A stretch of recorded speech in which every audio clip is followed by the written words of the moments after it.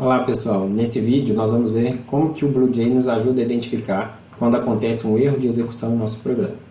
Nos últimos vídeos a gente tinha criado uma classe casa, certo? Que permite exibir uma casa na tela. A nossa classe casa ela tem atributos parede, janela e telhado das classes quadrado e triângulo, tem uma string nome da rua e um inteiro número da casa.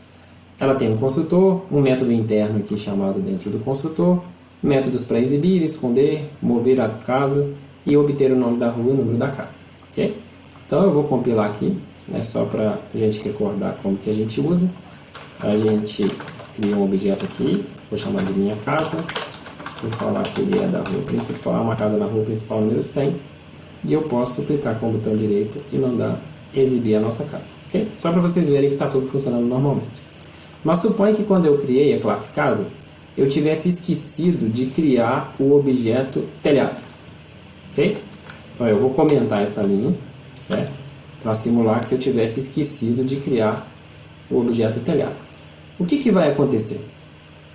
Certo? Vamos ver. Vou compilar nossa classe. Vou criar o objeto. Então vou chamar ele de minha casa, na rua principal, número 100. Cliquei em OK. Opa! Repare que o BlueJ fez duas coisas. Ó. Ele mostrou a janela do código e aqui atrás ó, ele abriu também a janelinha do terminal. Então vamos entender o que são essas duas coisas que estão aparecendo aqui. Na janelinha da classe casa, ele está mostrando em qual linha o erro ocorreu. Certo? Ó, então ele está mostrando aqui que o erro ocorreu na linha 38 da classe casa, que tem essa chamada aqui, ó, telhado.mudar tamanho 50-140. Tá? Aqui na janela do terminal, ele mostra o tipo de erro. Então mais adiante a gente vai ver um pouquinho sobre essa questão das exceções. Então o erro que está acontecendo é um null pointer exception, exceção de ponteiro nulo.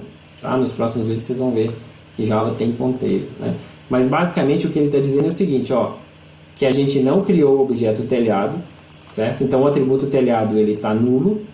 E aí como ele está nulo, não é possível mandar uma mensagem para o telhado, certo? Se telhado só foi declarado, mas ele não aponta para nenhum objeto, não é possível mandar mensagem para o objeto. Então é isso que esse erro aqui está dizendo. Tá?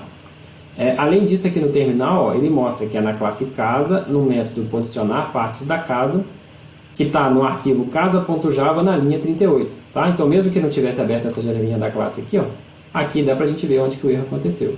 Inclusive, se você clicar aqui, ele destaca a linha lá. Tá? E aqui mostra a pilha de execução toda. Né? Esse método foi chamado, aqui, ó, olha, nessa linha de baixo ele mostra de onde que veio a chamada. Então aqui está casa.init para dizer que é o construtor da classe casa, e lá na linha 25.